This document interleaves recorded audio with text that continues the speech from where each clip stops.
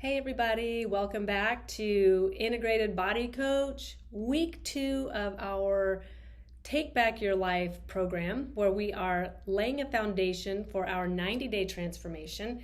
And during this program, this series of podcasts, we are working on doing some self-introspection and understanding on how to navigate our inner elephant, meaning that subconscious part of us that wants to oftentimes take us places we don't want to go. And also looking at nutrition and how to feed this body in a way that best gets us to where we want to go. And then on top of that, working in some physical activity and exercise that helps us accomplish our goals. And then following week 4 is going to be all about habits and how to bring about lasting change in lifestyle and identity in order to continue being that person you want to be. And we hope to do all this in 2023. And so thank you for joining me here on day 1 of week 2. And this day, today we're beginning to address our nutritional needs. And the goal of this week is going to be to help you to put together a program that's going to work for you. So let's get ready to really dive in and understand the food we eat and just what it does for us. So this might be old news to you, but even so, it's important to hang with me here and really open your mind to the way the program is going to approach food.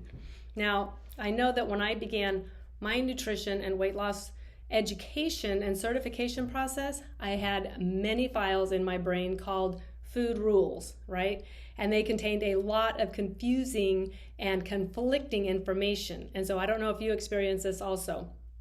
I recently heard somebody, a well-respected person, say that nobody really knows how to feed the human body. And I believe that so much. And it was so refreshing to hear him say that, because the human body is so complex and unique to every individual. And so there is not a one-size-fits-all diet plan out there. And so that's why it's so important to take a close look at who you are and what you need and what your goals are and what you like and dislike and how your body responds to different foods. And so that will be the underlying premise for everything that we talk about. Nothing I say is going to tell you how you should eat. It's going to help you instead to discover how you should eat. So, and it really doesn't matter how scientific or brilliant or effective a strategy might be. If you don't adhere to it, it won't work. Okay? So whatever your strategy, whatever your plan, if it's a good and effective one, still requires adherence. And if you don't do that, you're going to be on the merry-go-round again and again as the scale continues to torment you. So I'm going to ask you, for the purpose of this 30 days, try and set aside any preconceived ideas that you might have about foods, fats, carbs, calories, etc., and come to the table, pun intended, with an open mind. So first, let's talk about some definitions, okay, of some words that we'll be using frequently throughout this next week. The first one is nutrition.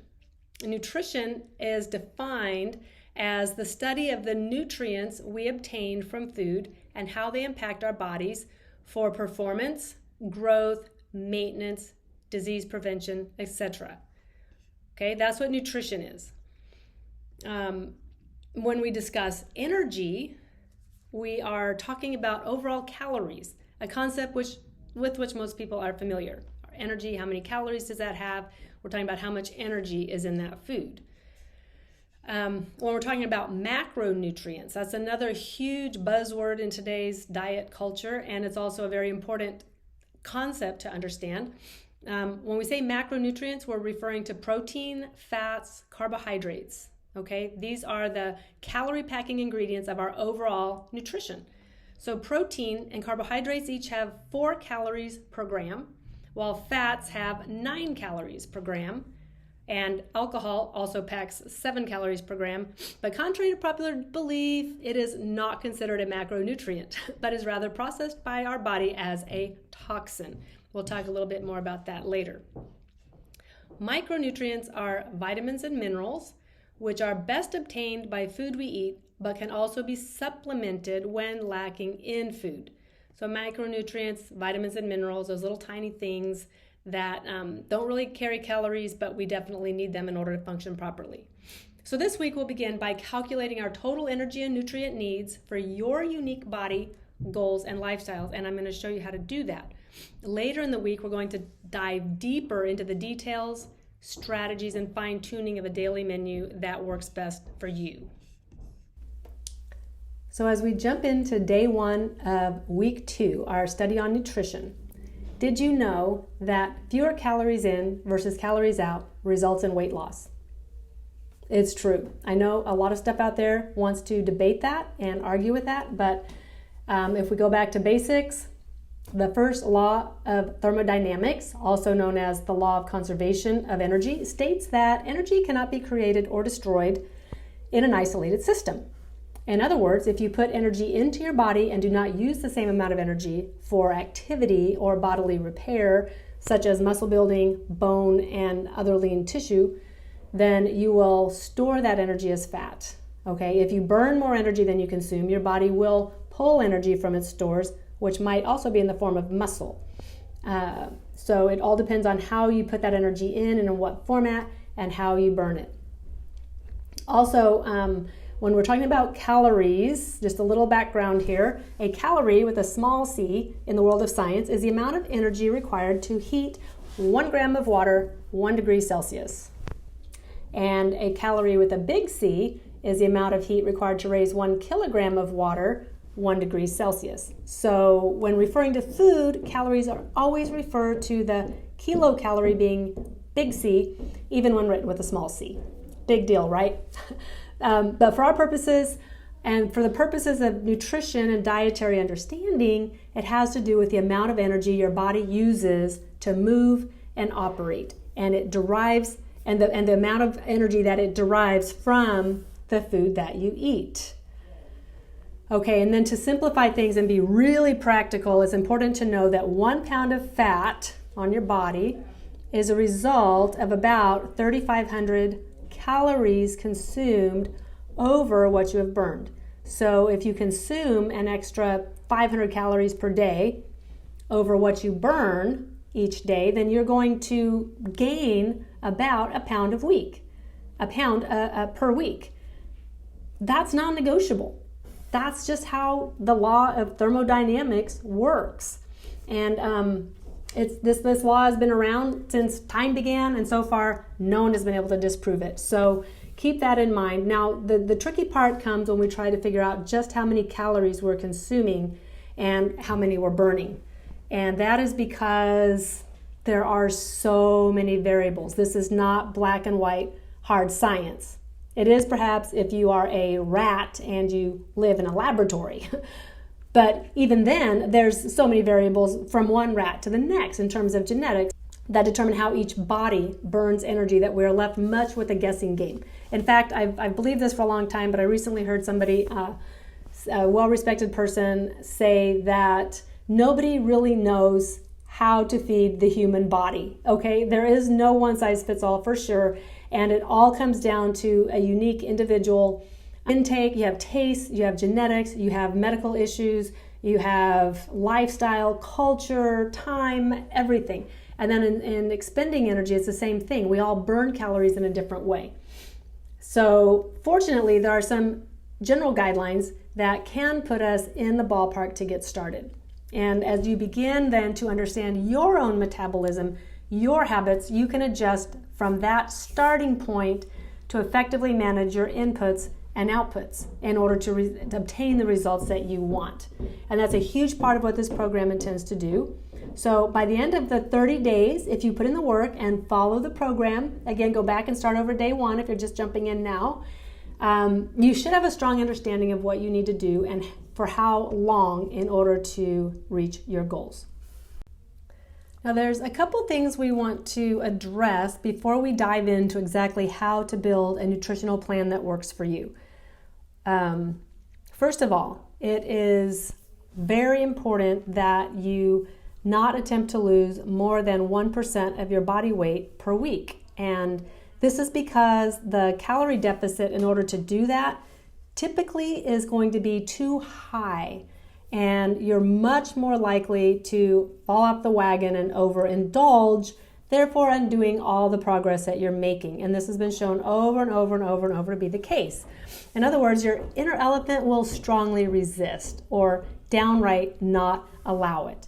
Okay, if you're on a starvation diet and you're not giving yourself what you need to thrive on, you're not able to adhere to the food plan that you put together, then it's not going to work for you. So having too large of a calorie deficit can very rapidly move you into that space where you lose control and go backwards. And this is often the cause for a lot of the yo-yo dieting and things that happen.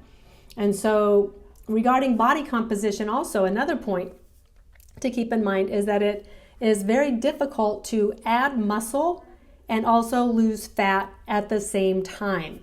Okay, and this is because one requires a calorie surplus. Like we said, ingesting more calories than you expend is going to wind up an extra weight on your body, and that can be used strategically to build muscle, but you also need those extra calories in order to build that muscle. And so, and then the other, fat loss or weight loss, requires a calorie deficit. And like we said, we need to consume less calories than we are burning in order to see the number on the scale go down. So all that said, the most well-respected studies that have been done on weight loss show that a diet that consists of at least 30% total calories coming from protein, spread fairly evenly throughout the day over 4 to 6 meals or snacks, is the most effective way to try to preserve or even gain some lean body mass while also losing fat. This also helps reduce cravings and feelings of hunger while consistently supplying your body with the materials that it needs to maintain that lean body mass. So keep this in mind as you work through the worksheet. And I'm particularly talking to those of us who are in female bodies and maybe over 40 and plus years of age. This is when our bodies very quickly want to, it seems like, lose that body mass, that lean muscle mass, if we're not very carefully giving it the resources that it needs to build, maintain, and retain that lean body mass. So now we're going to get very practical, and I have put some notes in the links below to some downloads where you can download a worksheet that we're going to discuss. I'm just going to talk through some ways to build a food plan on macronutrients, building with using macronutrients as a building block, and also foods that you like that you can actually put into that plan so that you're more likely to adhere to the diet. And I even hate to call it a diet. I'm saying a way of eating. When we use the word diet, it's a dietary intake, what it is that we're eating. We're referring to food that we eat, okay, not restriction. So remember, compliance to the program is the most important part. Now, there's a resource online that I want to direct you to that is on the National Institute of Diabetes and Digestive and Kidney Diseases website, and the link is below, so you can click through and take a look at that. But they have what's called a body weight planner. And what that is it's the place where you can enter your info. There's a little interactive box and just follow the prompts, okay? The blue buttons give you an opportunity to adjust your current personal activity details and add additional exercise time that you plan to incorporate in order to make the adjustments that you need to make in your calorie burn. And then just play with that. It's pretty intuitive, it's interactive, so just go through and it's a great resource to kind of get into the ballpark of how much you should be eating and how much activity you need to be doing in order to reach your weight loss goals. And again, I want to emphasize that this is a starting point. It's not necessarily the hard and fast rule, because that website doesn't know how efficient your body is. It doesn't know your genetic makeup. It doesn't know the quality of the foods that you're putting in. A green bean can be a green bean out of a garden, freshly picked, or it can be green bean frozen out of the freezer, or it can be a green bean in a can. And all of those are going to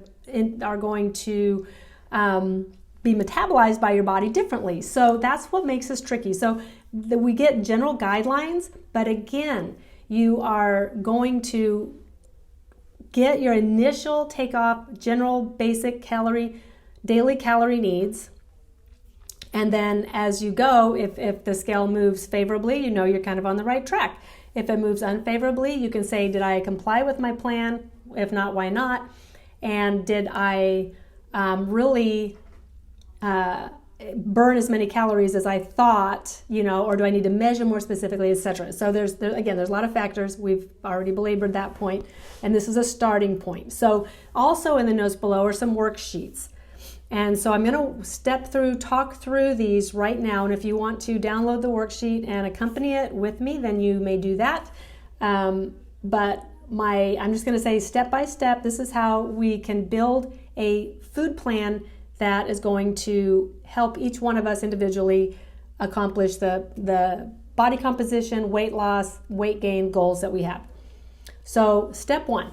Calculate your total daily calorie needs. And this website is going to give you that number. You might have another way to get that, that's fine.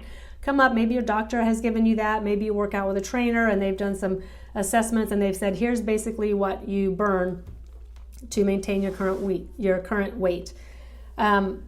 So first of all, determine your total daily calorie needs. 1, to maintain your current weight. So let's say I weigh 125 pounds and I want to maintain that. This is how many calories I need to eat. And then if I want to reach my goal weight, then I need to, and I'm going to put this website lets you put in a time frame. So 60 days, 90 days, 120 days, whatever. You put in your time frame. In order to reach my goal weight by that time, I need to eat this many calories a day. And then to maintain that goal weight, I need to eat this many calories a day. So you're going to get all that information from the body weight planner on the website in the link below. Then determine how many meals or snacks per day that you want to eat. And I'm going to recommend 4 to 6. And the reason for that, now a lot of people do intermittent fasting. I understand that. That's a topic for a different discussion. And that, we could talk about 110 different ways to accomplish these calorie deficits. This is one way. And the reason I'm selecting this way, especially if I'm speaking to women like myself who are in this, this physiology of being a female and the age maybe above 40 years old, then there's some unique things about our bodies that we need to take into consideration. One of which is the fact that your body doesn't really store protein in a usable sense, okay? So if we eat a lot of protein in one meal, it may not be readily available, 8 or 10 or 12 hours later. And so in order to prevent the kind of lean body mass loss that occurs very easily among this body type that I've described, it's important to give yourself a steady flow of protein. So I recommend and suggest getting protein in the morning. If you want a 4 meal, for example, let's say we do 4 meals. You have your morning breakfast maybe around 9 o'clock or 8 o'clock. And then lunch, say at 11 o'clock or 12 o'clock rather. And then an afternoon snack, maybe 3 o'clock, and dinner maybe 6 o'clock. Okay, then you have a fairly concise eating window. And you have plenty of time for fasting overnight and in the morning and in the evening before you go to bed. And you can still get 4 protein introductions into your body so that when you're trying to rebuild muscle or when you're trying to repair blood vessels or hair growth or all the things that are, protein is a basic building block of the body. And so in order to maintain that and give your body what it needs when it wants to do that, then this is a really good, well-proven strategy. Protein 4 to maybe 6 times a day. If you want to eat more frequently, maybe get a breakfast, snack, lunch, snack, dinner. Again, each of those having some protein. And then calculate the number of total calories per meal or snack. So total calories might be like 250 to 350 calories per meal or snack, depending on how many of them you have and depending on what your goal is for the whole day. So that's pretty easy. Take your total calories, divide by 4 or 6, and that's how many you get per feeding. And you might want to save some more for evening if you have a bigger dinner, more for lunch, whatever your eating is. Again, there's flexibility here. Step 2 is to put together your protein needs. So I'm going to suggest that you build your food plan around those protein anchors. all right, and following the recommended 30% minimum. And with that, I'm going to say this: I'm not a doctor, I'm not a registered dietitian. I am not in no way, shape, or form am I here to tell you how to exactly what you should be eating. And there are certain medical conditions that might limit the amount of protein you're able to eat. And so by all means, if that's you, or if you think it might be you, consult with your doctor before adjusting your protein levels. But for a general population that does not have any issues, 30% minimum amount of protein out of your total overall calories is a good guideline in order to prevent muscle loss. And also, if you're trying to manage your calorie deficit, you want to make sure that you get enough protein in the diet in order to do that. So for example, if my total calorie needs for the day are 1,700 calories, and that gives me the appropriate calorie deficit and in order to reach my weight loss goals, but I also want to do this 30% protein thing, that I'm going to take 1,700 calories times 30. And I'm going to get a number. And that number is 510. Okay, so 510 calories is 30% of my 1,700 calorie daily allotment. 510 calories I want to come from protein. So how do I figure that out? Well, I know that there's 4 calories per every 1 gram of protein. So I'm going to take that 510 calories, I'm going to divide it by 4, and I'm going to get 127.5. So I need to have roughly 127, 130 grams of protein per day in order to reach that 30% goal. And then let's say I want to eat 4 times a day, then I'm going to divide that, and that's going to be about 31 to 32 grams of protein per meal or snack. That's about the amount of protein in 4 to 6 ounces of meat. And you'll find that it's challenging. It can be challenging to get that much protein in your diet. And we'll talk later about ways that you can do that. But that's kind of the target, okay? By building around your protein, then you can kind of fluctuate with your carbohydrates and your fats in order to fill in the rest of the calories. Okay, next we're going to talk about our fat needs. And again, the notes in the bottom are going to really help you put this information I'm telling you together and just follow the flow chart and fill in the blanks. But step 3 is to calculate your fat needs. Now, fat is an important part of a healthy diet, a very important part. Once your protein needs are established, fats and carbohydrates can be added in. And these ratios are not as critical. However, it's important to try to add 1 healthy fat and 1 healthy carb to each meal. What this is going to do for you is increase your sense of dietary satisfaction, and it's going to greatly please your inner elephant, okay? Determine whether you prefer fats over carbs. Like, for example, would you trade your avocado for a piece of toast or your chips for some cheese?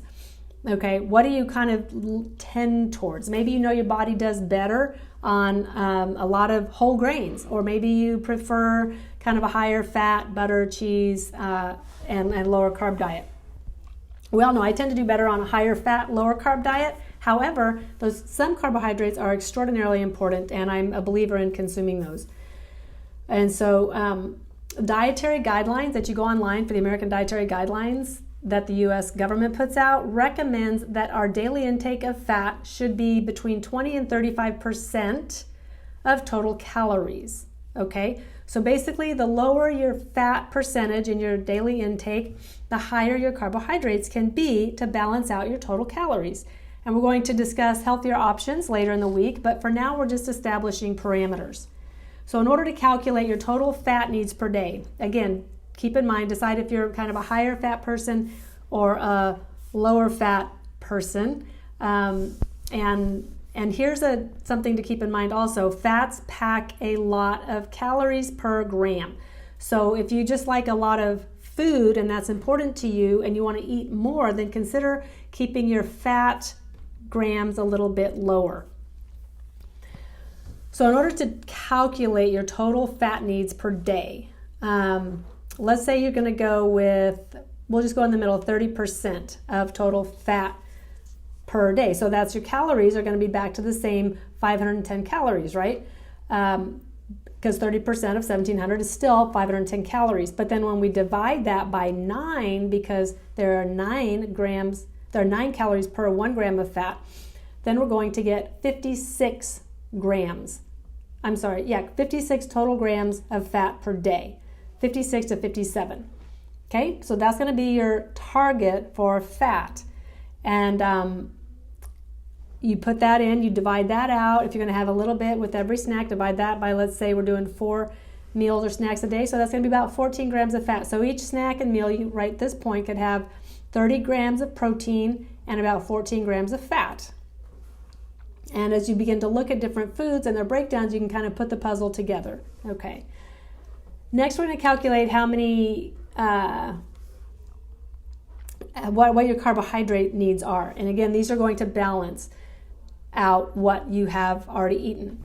So whatever's left over, you just do the math, subtract your total calories. We've already taken our 1700 calories and we've subtracted 510 twice, which is 1020.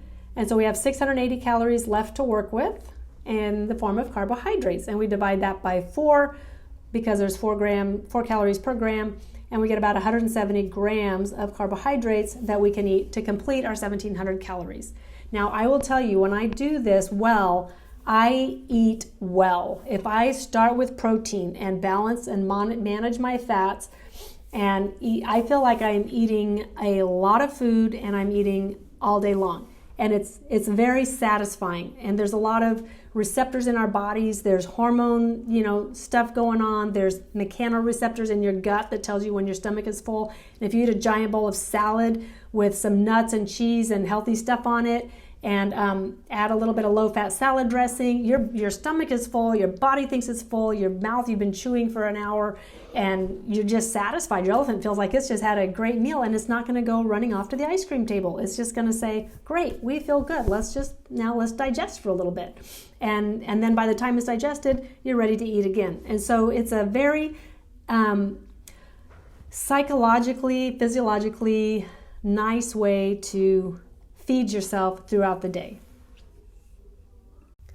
Now, just another note on fiber. It's so easy with our traditional American diet to overlook fiber, and most of us do not get enough. And so men, you need about 38 grams of fiber per day, and women, it's recommended to get at least 25 grams of fiber per day. Be careful you don't go overboard, and be careful that you don't increase too quickly. This is something you want to kind of scale up. If you have a really low fiber diet, work it in carefully. You can have a lot of digestive disruption if you go too much fiber too fast. But do keep in mind of that, be mindful of that, that you want to count these two and be sure that you're getting that for a lot of reasons beyond the scope of this talk. Okay, so putting it all together. So now you have some numbers to work with, and you can begin to put together your daily menu puzzle. And I suggest approaching it kind of just like that, like a game. So there's some resources that you can use to calculate the content of foods. And there's another link in the links below. And it's just a federal daily food calculator, USDA website that you can plug in a food, and it's going to tell you how many grams of fats, carbohydrates, proteins, and fiber that it has in it. And also Fitbit has a great food tracking log that gives you really good breakdown. I like that one a lot. You can see meal per meal what your breakdowns are, and then overall the whole day what you've been eating. MyFitnessPal.com is another one. It's a free app out there that you can put your food into, and it's going to tell you what your breakdowns are. And another one is My Plate, and these are all good options for logging food. And like I said, they'll break each ingredient down, each piece of your food down into nutritional information for you so that you can have a good idea what you're working on. So our journaling exercise for today is to list your favorite foods in a spreadsheet. And I put a spreadsheet in the notes below. Open it up, list your foods in there, and look them up and record the nutritional data. If you do this one time, then you can refer to that as you begin to create your new food plan. But if you're not familiar with this and you're not used to looking at this, it will really benefit you to not become obsessive about it. We're not talking about becoming a weird food scribe.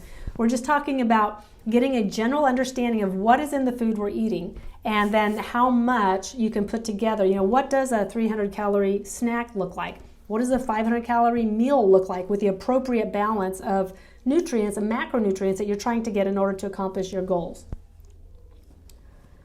So there's a sample in there and one that you can actually use and populate yourself. And so I encourage you to do that. And then the challenge is to complete all these worksheets and actually come up with some numbers that work for you. And if you want information or help on this, I encourage you to just reach out to a dietitian or a personal trainer or some kind of a food coach that can help you do that. But complete the chart, put your favorite foods chart in a place that you're going to see it for easy reference. And then as you create your meal plans, incorporate protein, healthy carbs, and healthy fats into each meal and snack, and just note how you feel as you do that. So, wow, this was a lot of information. I hope it wasn't too much. Feel free to watch it a couple times or message me if you would like any initial consult on putting together a food plan that might work for you. I would love to work with you in that. And if you find this helpful, please subscribe, and share with a friend. I will see you back tomorrow.